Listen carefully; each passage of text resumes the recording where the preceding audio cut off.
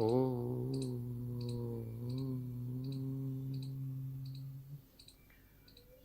ओ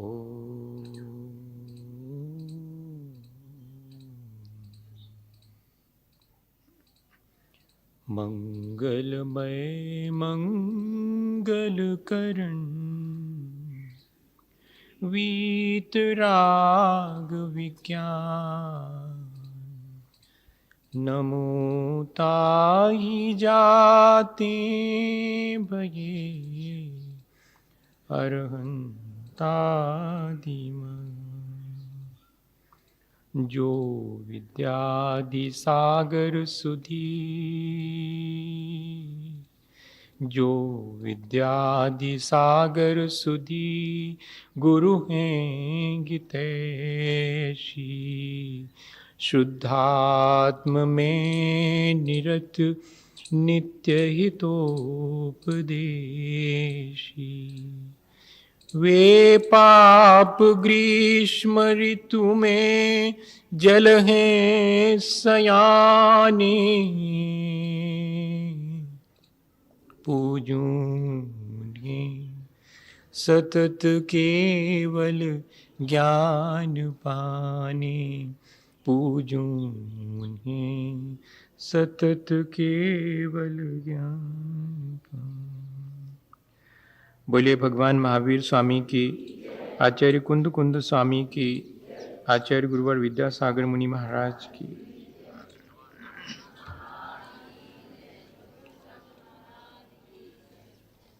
हम सभी लोग इस बात पर विचार कर रहे हैं कि यदि हम अपने जीवन में अच्छी भावनाएं भाएं तो हमारा जीवन तीर्थंकरों जैसी ऊंचाई को भी प्राप्त कर सकता है। भावनाएं हमारे जीवन को परिवर्तित करती हैं। यदि वे भावनाएं निरंतर हों तो उनके असर अपेक्षाकृत अधिक होते हैं। इसलिए हमने पिछले दिनों से लगातार इस प्रक्रिया को रोज रोज थोड़ी देर एक साथ मिल बैठ करके करना शुरू किया है। और मुझे ऐसा विश्वास है कि यदि कोई व्यक्ति अपने जीवन में इस विचार और भावनाओं की निर्मलता पर निरंतर अभ्यास करे तो जीवन परिवर्तित होगा भी। हम लोगों ने पिछले दिनों अनुभव किया है कि हमारी कषायों में मंदता आई है। वो इंटेंसिटी और ड्यूरेशन दोनों ही कम हुए हैं। मैं ऐसा मान के चल रहा हूँ कि उतनी देर तो सही जितनी देर हमने अपने जीवन को अच्छा बनाने की प्रक्रिया पर विचार किया है, उतनी देर के लिए तो ज़रूर हमारे मन में कषायों में मंदता आई है। और इतना ही नहीं, आगे भी हमने सोचा है कि हम अपने जीवन में इन कषायों को ज़्यादा बढ़ावा नहीं देंगे। होता यह है कि संस्कारवश हमारा मन क्रोध या अहंकार या छल कपट या लोभ की तरफ प्रवृत्त होता है। ये तो संस्कारवश होता है, लेकिन हमारी अपनी वर्तमान की पुरुषार्थहीनता भी कई बार इन कषायों को और बढ़ावा देती है। तो हमने अपने पुरुषार्थ को व्यवस्थित करने का, अपने पुरुषार्थ को जागृत करने का प्रयास शुरू किया है। ऐसा जीवन जिस रास्ते पर चल कर के बने उसे ही मार्ग कहते हैं। महाजना येन गता सा पंथा। महापुरुष जिस मार्ग से चलकर महापुरुष बनते हैं वही मार्ग वास्तविक है। मार्ग पर चलने वाले निरंतर उस मार्ग पर चलते रहें तो उनको देख करके दूसरे लोगों को भी उस मार्ग पर चलने की प्रेरणा मिलती है। और इतना ही नहीं, मार्ग पर चलने वाले यदि अपने जीवन को ऊंचा उठा लें तब उनके जीवन से भी प्रेरणा मिलती है। और वास्तव में इसी का नाम मार्ग प्रभावना है। ये एक भावना है 16 कारण भावना में कि हम मार्ग पर निरंतर चलें। कौन सा मार्ग? जो हमारे जीवन को श्रेष्ठ बनाए, हमें शुद्ध और बुद्ध बनाए। वो मार्ग है, वो जिनेंद्र भगवान के द्वारा कहा गया मोक्ष मार्ग है।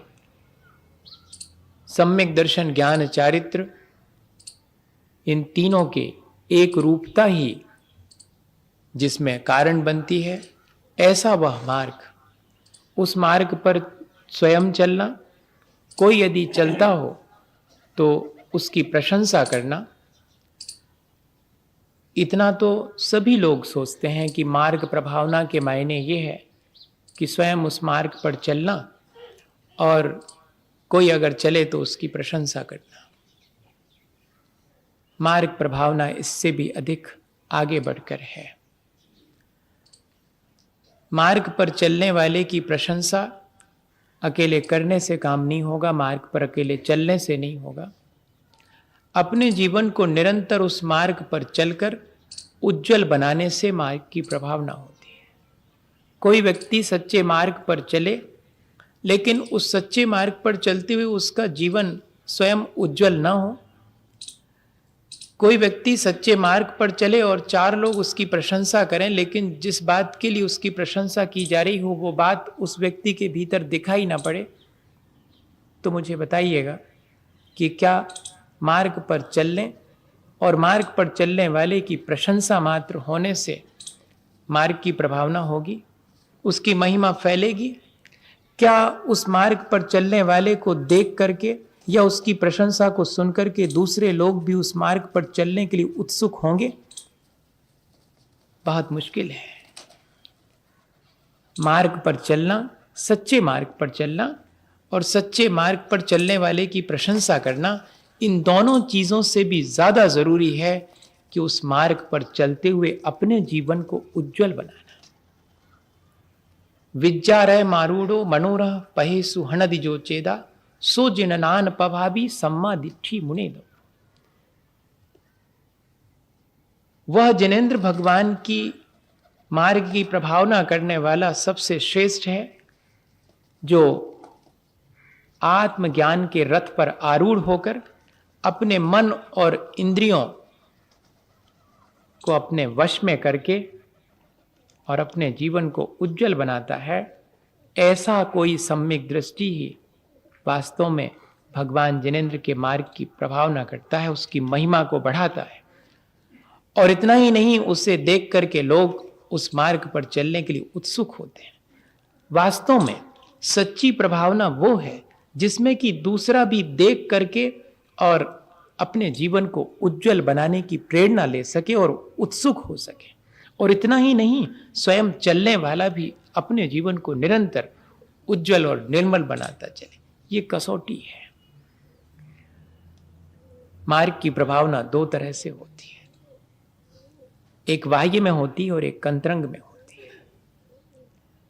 वर्तमान में बाह्य प्रभावना को ही हमने प्रभावना मान लिया है। वास्तव में अंतरंग की प्रभावना को ही आचार्य भगवंतों ने प्रभावना कहा है। अपने अंतरंग को निर्मल बनाना, यही सबसे बड़ी प्रभावना है। वो निर्मलता कैसे आती है? वो जप तप से आती है, दान पूजा से आती है, ज्ञान से भी आती है और विभिन्न व्रत नियमों का उत्कृष्ट रूप से पालन करने से भी आती है। ये सब उसके उपाय हैं। ये एक भावना क्यों तीर्थंकर प्रकृति के अर्जन करने में कारण बन जाती होगी? मार्ग की प्रभावना करने से भी किसी को तीर्थंकर प्रकृति बंधती होगी? तब तो फिर जो व्यक्ति बहुत अच्छी पूजा करता होगा, जो व्यक्ति बहुत दान देता होगा, जो व्यक्ति बहुत ज्ञानवान होगा, इन सब चीजों से प्रभावना होती होगी और जाकर के उससे तीर्थंकर प्रकृति बंधती होगी। इतना ही नहीं है, दान देने से प्रभावना होती है, लेकिन कब होती है? जब देने वाले का मन उज्जवल बने दान देने पर। पूजा करने से धर्म की प्रभावना होती है, लेकिन कब? जबकि मैना सुंदरी जैसी पूजा करने वाला कोई हो और भामा शाह जैसा दान देने वाला कोई हो और अकलंक स्वामी जैसा ज्ञान का प्रचार करने वाला कोई हो और समंतभद्र स्वामी जैसे भगवान की स्तुति और वंदना करने वाला कोई हो, तब ये सारी चीजें जो है और मार्ग की प्रभावना करने में कारण बनती हैं। जैसे कि गांधी जी ने अपनी चादर दे दी, जैसे वर्णी जी ने अपनी चादर दे दी, ये था दान। करोड़ों रुपए में से 1000, 10,000 और लाख 2 लाख दे देना, इससे मार्ग की प्रभावना बहुत बाह्य होती है और क्षणिक होती है, यह ध्यान रखना। शाश्वत मार्ग की प्रभावना करने वाले को तीर्थंकर प्रकृति बंधेगी। अब तो शिलालेख भी मिल गए हैं कि आचार्य समंतभद्र स्वामी भी आगे किसी भाव में तीर्थंकर प्रकृति के बंध के योग्यता को हासिल करेंगे। आचार्य समंतभद्र स्वामी की जो श्रद्धा और जो भक्ति की प्रगाढ़ता थी उनके अपने जीवन में भी, वो वैसी भक्ति हमारे अंदर है क्या? हमें इन सब चीजों पर विचार करना चाहिए।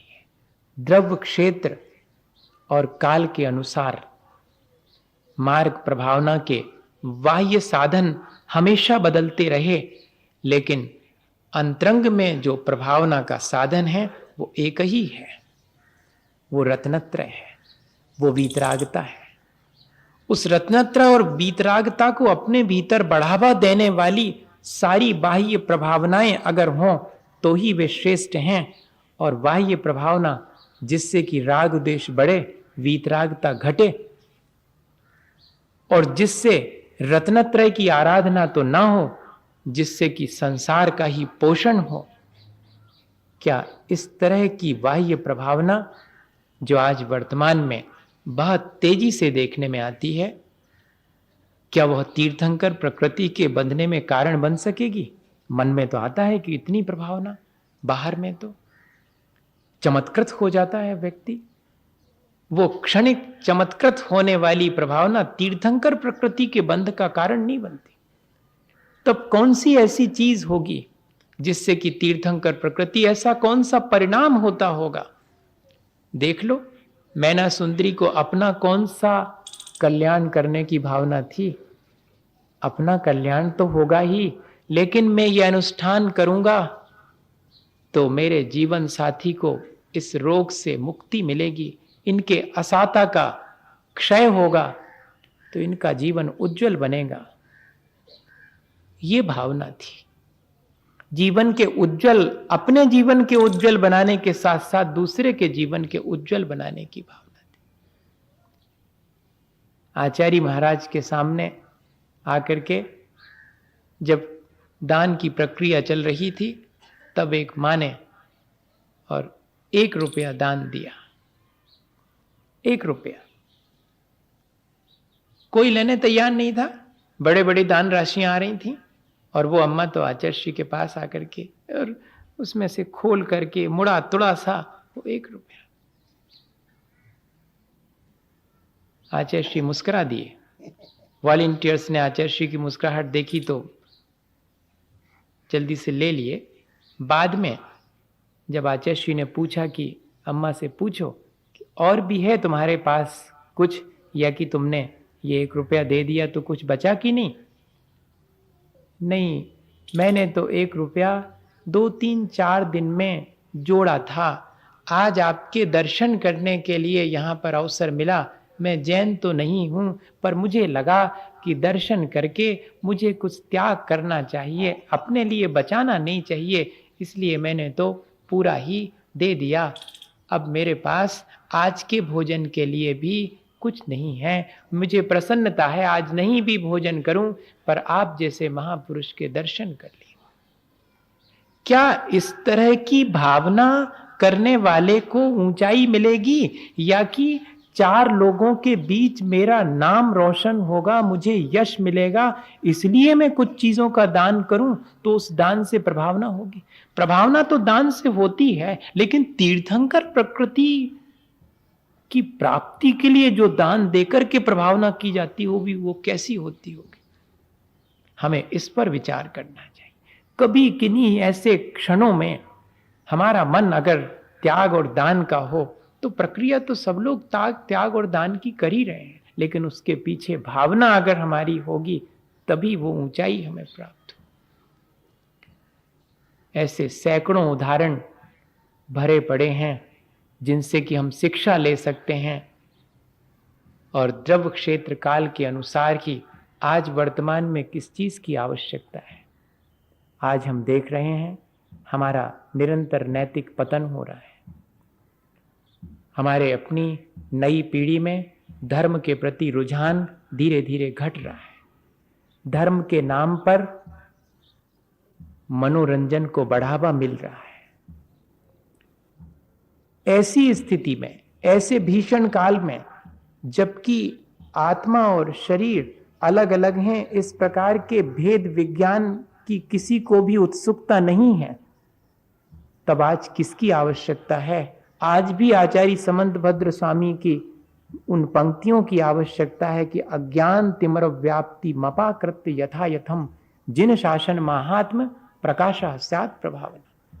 अज्ञान के अंधकार को दूर करके लोगों को सच्चा ज्ञान दे करके जो प्रभावना जिनेंद्र भगवान के मार्ग की हो सकती है वो अन्य किसी प्रकार से नहीं हो सकती। लेकिन आज हमारे पास वक्त नहीं है। हमारी अपनी पीढ़ी को सच्ची तर्क संगत वैज्ञानिक जैन धर्म की समझ देने की हमारे पास फुर्सत नहीं है, हमारे पास उतना ज्ञान भी नहीं है। वे अपने एंटरटेन में लगे हैं, बहुत बाहरी, और फिर कभी कभार वे अपने उस मनोरंजन को धार्मिक आवरण देने के लिए हमारे मंदिरों में आकर के और खूब ठाट बाट से गा बजा करके और पूरी मौज मस्ती के स्टाइल में और कोई धार्मिक आयोजन में शामिल भी हो जाते हैं। और हम सोचते हैं कि चलो आए तो मंदिर कम से कम। क्या इसे हम प्रभावना मान लेंगे? अगर इसे ही हम प्रभावना मानते रहे तो इसके मायने हैं कि अभी हमने वास्तव में जो जिनेंद्र भगवान के धर्म की प्रभावना है उसको समझा नहीं है। हमें स्वयं अपने जीवन में अपने आचरण को ऊंचा उठाने, अपनी श्रद्धा को बढ़ाने, अपने आत्मज्ञान को बढ़ाने का प्रयास करना चाहिए। और हमारी श्रद्धा से आने वाले लोगों को भी श्रद्धा जागृत हो जाए। वर्णी जी की श्रद्धा का मालूम है, जबकि जैन नहीं थे, असाटी थे, लेकिन सामने पद्म पुराण बजता था मंदिर जी में और उनका घर उसके मंदिर के सामने था, जिनेंद्र भगवान के मंदिर के। चबूतरे पे आके बैठ जाते थे और पद्म पुराण में रामचंद्र जी का वर्णन सुनते थे। पूरा पद्म पुराण होने के बाद 11 बरस की उम्र में अपनी माँ और पिता से जाके कहा था कि जैसी रामचंद्र जी की कथा यहाँ हमने सुनी, हमें वही श्रेष्ठ जान पड़ती है, वही सच्ची जान पड़ती है, हमारी तो श्रद्धा इसी में है। लोगों ने कहा कि घर से बाहर कर देंगे। उन्होंने कहा कि कल करते थे सो आज कहो सो आज चले जाएंगे, लेकिन झूठ तो स्वीकार नहीं करेंगे, हम तो सच ही स्वीकार करेंगे।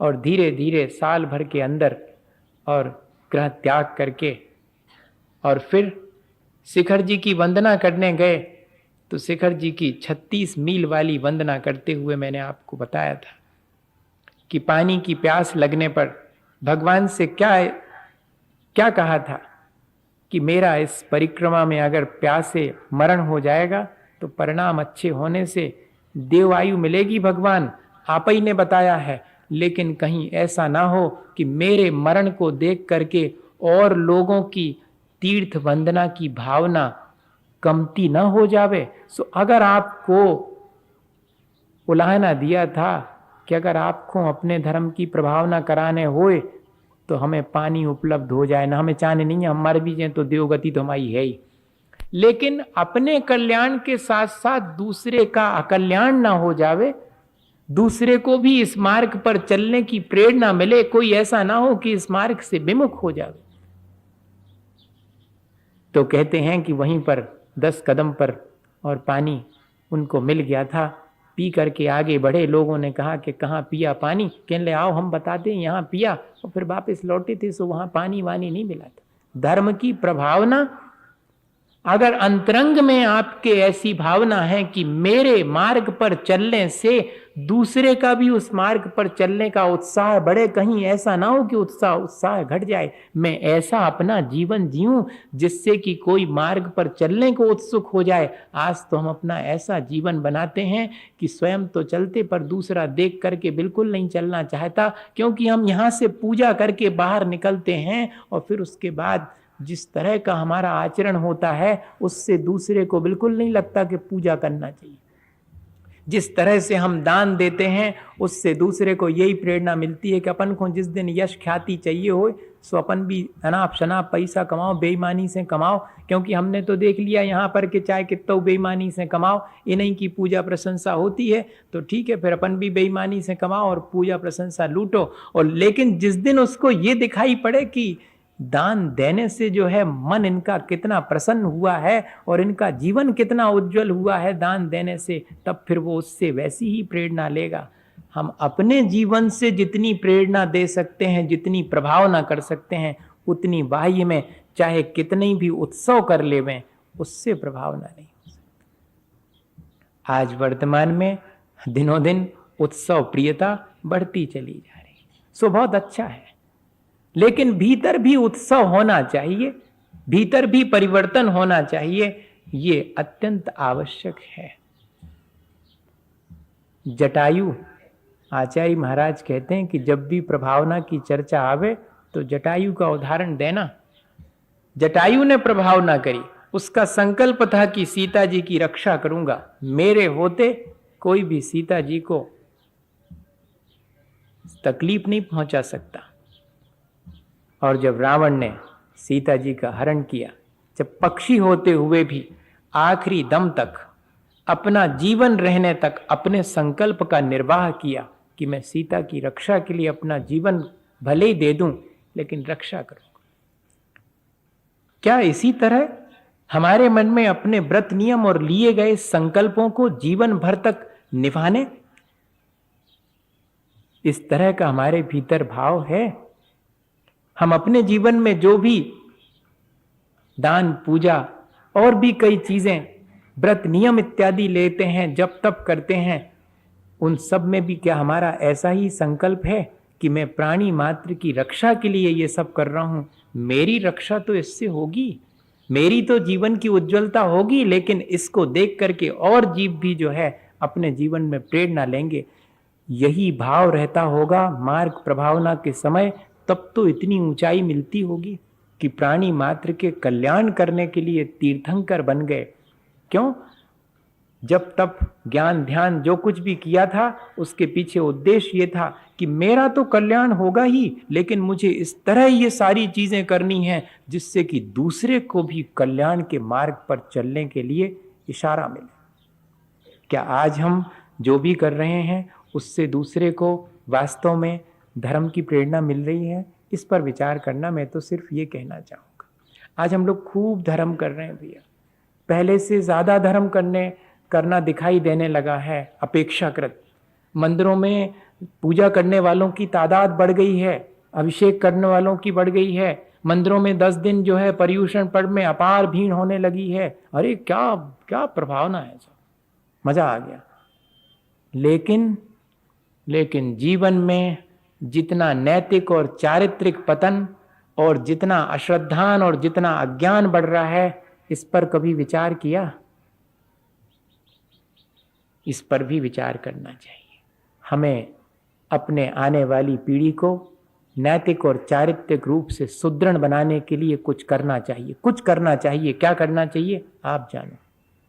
हमें उन्हें आत्मज्ञान देने के लिए और गुरुजनों और अपने भगवान के प्रति उनके भीतर सच्ची श्रद्धा, हाथ जोड़ू श्रद्धा नहीं, ऐसा कह रहा हूं। हमारे हाथ तो जुड़ जाते हैं लेकिन हम नहीं जुड़ पाते हैं, हमारा माथा तो झुक जाता है लेकिन हम नहीं झुक पाते हैं। हाथ जोड़ने अकेले वाली श्रद्धा नहीं, माथा झुकाने वाली श्रद्धा नहीं, सचमुच जुड़ जाने और झुक जाने वाली श्रद्धा क्या हम पैदा कर पा रहे हैं? क्यों नहीं हो पा रहा आज के समय में? क्योंकि हमारा अपना स्वयं का जीवन भी उतनी ऊंचाई नहीं छू पा रहा जिससे कि दूसरे को ये सब करने की और प्रेरणा मिल सके। हमें इस तरह का प्रयत्न करना चाहिए कि जिससे ये सारी चीज़ें धीरे धीरे करके और बढ़ें। आज बहुत सारी चीज़ें धर्म प्रभावना के नाम पर, मुझे थोड़ा सा इशारा करना है आपको, मैं विशेष कुछ नहीं कहूँगा, क्योंकि वो बात किसी ने मुझे बहुत प्रेम से कहा कि आप सबसे कह दीजिए तो शायद ज़्यादा लाभ होगा। हम लोग फैशन ड्रेस के नाम पर जो कुछ भी मंदिरों में कर रहे हैं, उससे हमें असाता और अन्य खोटी आयु का बंध ही होगा, क्योंकि मुनि, क्षुल्लक, आरिका या ब्रह्मचारी का वेश बना करके थोड़ी देर को नाटक दिखाना, फिर उस वेश को उतार करके दूसरे फॉर्म में आ जाना, ये उतना ही अपराध है जैसे कि कोई महाव्रत धारण करके पुनः गृहस्थ मार्ग में लौट जावे। तब जैसे कर्मों का बंध होता है, ठीक वैसा ही इस प्रक्रिया में होता है। क्या हम इस तरह की प्रक्रिया का समर्थन करें, या इस तरह जीवित झांकियां हमारे यहाँ पर बनने का प्रावधान पता नहीं कहाँ से शुरू हुआ? हमें इस पर विचार करना चाहिए। बस इतना ही इशारा काफ़ी है, क्योंकि यह जैसा लिखा है आगम में अत्यंत कर्मबंध का कारण है। लेकिन इस तरफ किसी का क्यों? क्योंकि अज्ञान तिम्र व्याप्ति यथाकृत यथायथम। जब तक अज्ञान का अंधकार नहीं हटेगा तब तक धर्म की प्रभावना नहीं हो सकती। बाह्य क्रियाएं हमारे अज्ञान से प्रेरित होंगी तो वे हमारा तो अकल्याण करेंगी ही, और जो जो उसमें शामिल होंगे उनके भी अकल्याण में कारण बनेंगे। इसलिए बहुत ज़रूरी है कि हम आज सबसे ज़्यादा बढ़ावा इस बात का दें कि हमारे आने वाली पीढ़ी धर्म का तर्क संगत और वैज्ञानिक अध्ययन करे और समझे कि क्या चीज़ें उसमें हैं और उनको कैसे करना चाहिए, जिससे कि हमारे लिए भी वीतरागता आवे और लोग भी उस वीतरागता और अहिंसा के मार्ग पर आगे बढ़ने के लिए प्रेरणा ले सकें। वर्तमान में हम बहुत सारी चीज़ें देखते हैं, लेकिन क्या करें, हमारी आदत नहीं है कहने की। आज हमने थोड़ी सी बात कही, किसी को उससे अगर थोड़ा भी, क्योंकि हो सकता है आप उस चीज़ों का समर्थन करते हो और मेरी बात से आपको दुख पहुंच सकता है कि अरे महाराज जी तो ना कुछ खुद करते हैं न दूसरे को करने देते हैं। भैया, हमने तो सिर्फ इशारा किया आपको कि अगर वास्तव में हम कुछ करना चाहें तो हमें इस तरह कुछ करना चाहिए जिससे कि हमारे भीतर का अज्ञान का अंधकार हटे, हमारे भीतर की पाप की प्रवृत्ति घटे, हमारा राग द्वेष कमती हो। हम लोग निरंतर राग द्वेष बढ़ाने के कार्य आयोजित करते जा रहे हैं। अधिक से अधिक 5 इंद्रिय और मन के तुष्टीकरण के लिए हम बहुत सारी चीज़ें करते जा रहे हैं, जिससे कि हमारा नैतिक पतन ही हो रहा है, उत्थान नहीं हो रहा। हमें इस पर ज़रूर से बहुत गंभीरता से इस बात का विचार करना चाहिए। आचार्य ज्ञान सागर जी महाराज ने आचार्य श्री को धर्म प्रभावना का आशीर्वाद देते हुए यही कहा था कि अपने जीवन में मोक्ष आर्ष मार्ग के विपरीत प्रवृत्ति करने से अप्रभावना होती है। तुम ऐसी अप्रभावना से बचते रहना और धर्म प्रभावना करने के लिए कोई अतिरिक्त कार्य करने की आवश्यकता नहीं है। यदि आर्ष मार्ग के विपरीत चलना बंद कर देवें तब फिर आसानी से धर्म की प्रभावना हो जाएगी। अलग से धर्म प्रभावना करने के लिए कोई आवश्यकता नहीं। उनके जीवन का उदाहरण है कजोरी मल जी, उनकी सेवा में हमेशा रहा करते थे और वे वृद्ध हो गए थे तो हाथ ऐसा लगा के लेटा करते थे आचार्य ज्ञान सागर जी महाराज। तब एक ठो लकड़ी का सिरहाना बना करके उनके नीचे रख दिया था। तो दूसरे दिन क्या कहा था, ये लकड़ी का सिरहाना थोड़ा गड़ता है कचौरी मल, इस पर थोड़ा मखमल और लगवा दो, मखमल अच्छा रहेगा। ये उनका एक इशारा था, बहुत मार्मिक। कि अगर यही सब करना है, आर्ष मार्ग से विपरीत करना है, तो जीवन अपना भी और दूसरे का भी। जिनेंद्र वर्णी अस्वस्थ होने पर आहार के लिए निवेदन किया गया कि चलो आहार कर लो। दर्शन नहीं किए इसलिए आहार नहीं करूंगा, क्योंकि दर्शन के लिए उठ ही नहीं पा रहे थे। अरे नहीं, आपको क्या दर्शन की आवश्यकता? देखो महाराज जी वगैरह भी तो कहीं कहीं पर विहार में बिना दर्शन के और आहार के लिए उठ जाते हैं। हाथ जोड़ लिए फौरन। वे मुनि महाराज हैं, वे स्वयं तीर्थ हैं, मैं तो एक सामान्य गृहस्थ हूं। मैं भी अगर बिना दर्शन के भोजन ग्रहण कर लूंगा तो मार्ग बिगड़ जाएगा। मार्ग के बिगड़ने की जिसको चिंता है वो ही मार्ग की प्रभावना कर सकता है।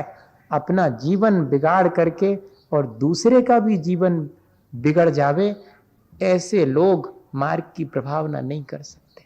ये मोक्ष मार्ग की, सच्चे मार्ग की प्रभावना तो स्वयं सच्चे मार्ग पर चल करके अपने जीवन को ऊंचा उठाना, और सच्चे मार्ग पर चलने वाले की बिना वजह प्रशंसा मत करना। अगर उसका जीवन ऊंचा उठ रहा हो तो ही जय जयकार और प्रशंसा करना, वरना आपकी ये जय जयकार उसके साथ साथ और भी लोगों का अहित करेगी।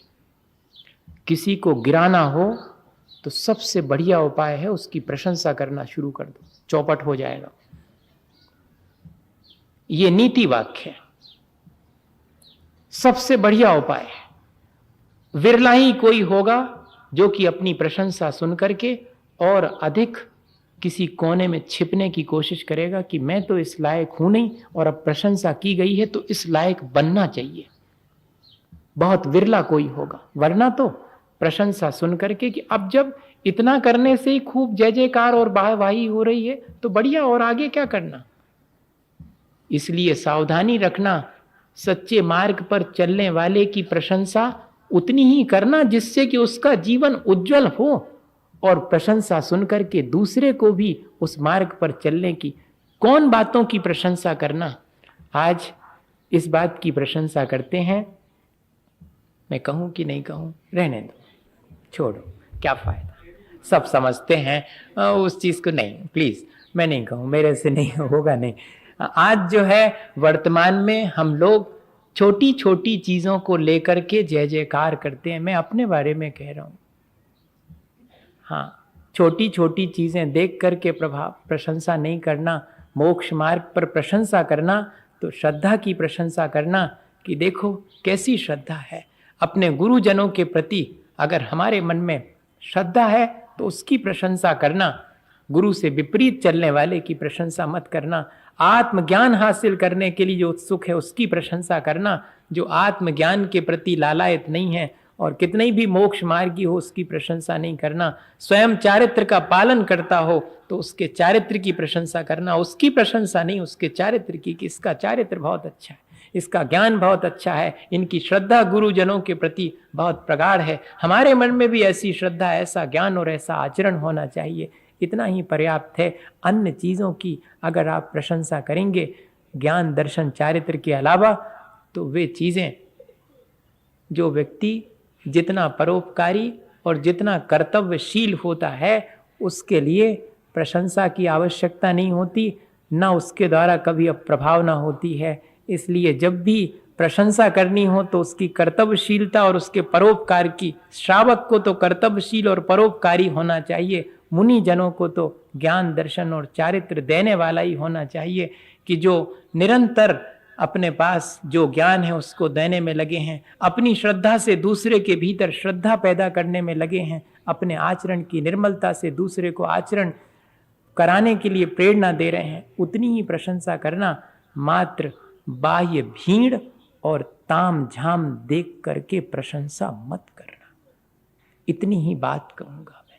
अन्यथा धीरे धीरे आज आप मेरे ताम झाम और भीड़ भाड़ की प्रशंसा करेंगे तो दूसरे साधक के मन में भी आएगा कि ऐसी ही ताम झाम और ऐसी ही भीड़ जोड़ने के लिए मुझे जो करना पड़े मैं वो करने तैयार हूं। मैं इतना ही कहूं आपको। और वर्तमान में यही चीज बढ़ती चली जा रही। हमारे श्रावक भी धीरे धीरे इन बातों में कंपटीशन कर रहे हैं, इन बातों में प्रतिस्पर्धा कर रहे हैं। करनी चाहिए थी प्रतिस्पर्धा एक दूसरे से आगे बढ़ने के लिए, श्रद्धा, ज्ञान, आचरण, परोपकार और कर्तव्यशीलता में, लेकिन होता है विपरीत ही। बस मेरे ख्याल से आप इस बात को बहुत अच्छे से समझ गए होंगे कि हमारे जीवन में हम अपने जीवन को जितना उज्जवल बनाएंगे उससे दूसरे को भी प्रेरणा मिलेगी और हमारा जीवन भी आगे बढ़ेगा। मार्ग की प्रभावना किसे कहते हैं? जिस पर चलने से दूसरे को भी उस मार्ग पर चलने की प्रेरणा मिले। बस धर्म का मार्ग वही है जिस और चलने वाला वही श्रेष्ठ है जिससे दूसरे को भी उस मार्ग पर चलने की उत्सुकता जागृत हो। इसी भावना के साथ कि हम सब अपने जीवन को इतना ऊंचा बढ़ाएं कि हमारे चलने फिरने, उठने बैठने, बोलने से भी और धर्म प्रकट होने लगे। लोग कहें कि अरे वाह, ऐसा होना चाहिए धर्मात्मा, कभी हमने इनको ऊंची आवाज में बोलते नहीं देखा, कभी हमने इनको क्रोध में नहीं देखा, हमेशा प्यार से बोलते हैं, बड़े संतोषी हैं, 4 पैसे हैं तो ठीक है, नहीं है तो ठीक है।